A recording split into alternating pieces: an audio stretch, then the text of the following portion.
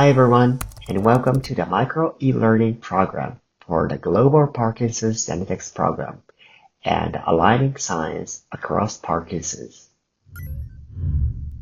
My name is Kensuke Daida, and I am a postdoctoral fellow at the Laboratory of Neurogenetics at the National Institutes of Health.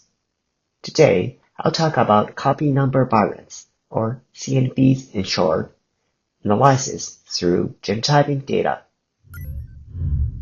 First, I'll cover CNVs in Parkinson's disease. Then, I'll talk about how to call them using genotyping data. Lastly, I'll introduce some studies applying CNV analysis to large datasets. As you may know, there are several PD-related genes known to have pathogenic CNVs. For instance, SNCA harbors multiplications, including triplications and duplications, where the severity of the clinical phenotype is correlated with CNV dosage. For instance, carriers harboring triplications present with a more severe phenotype than those carrying duplications. On the other hand, Parkin generally harbors more diverse and higher frequencies rearrangement, such as deletions and duplications. CNV analysis of these genes is routine in Parkinson's disease genetic testing for early onset cases. To investigate the presence of CNVs, we leverage genotyping data by exploring two parameters, BLR frequency, BAF, and log-R ratio, LOR. BLR frequency refers to the proportion of the B allele, minor allele, at a specific genomic position, calculated as the number of B allele divided by sum of the number of A allele and B allele. B allele frequency ranges from 0 to 1, where 0 indicates homozygosity for the A allele, measure allele. 0.5 indicates heterozygosity of A and B, and 1 indicates homozygosity for the B allele. Log-R ratio measures the relative intensity of the two alleles at a specific genomic position. The log-R ratio is a logarithmic transformation of the ratio of relative intensities between the particular SNP and the reference.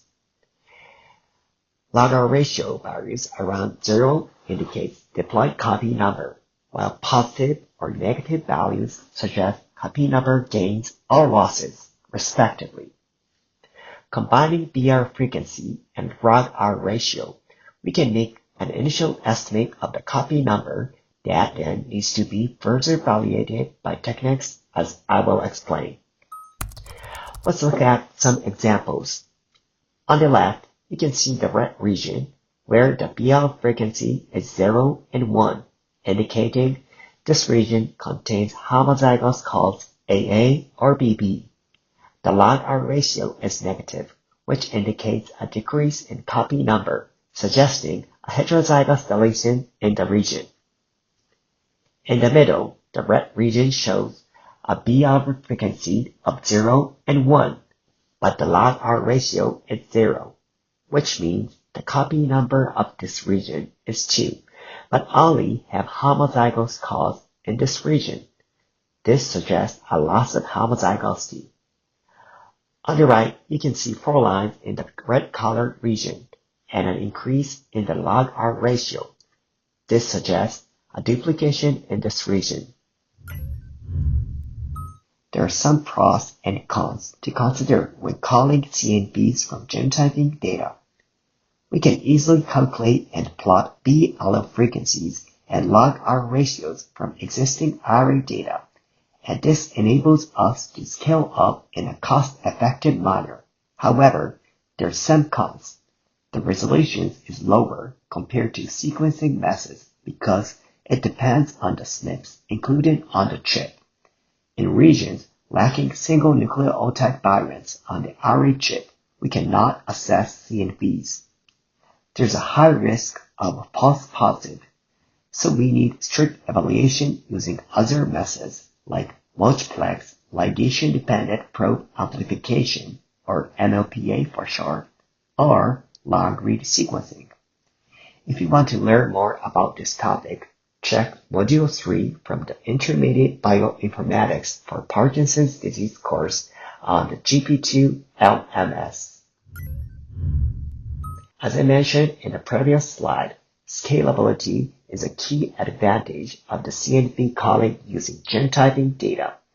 Here are two examples using UK Biobank data to identify CNVs in SNCA and Parkin. Both studies include nearly 500,000 participants. The BLM frequency and log-R ratio from UK Biobank are accessible for download by anyone. With these datasets, we can readily examine CNVs in genes of interest by inferring them from genotyping data. In conclusion, CNV calling is crucial in Parkinson's genetic testing, particularly for early onset cases and/or cases with family history of the disease. CNV testing by genotyping platforms needs to be corroborated by MLPA or long-read sequencing approaches. Thank you for your attention, and I hope you found the presentation informative.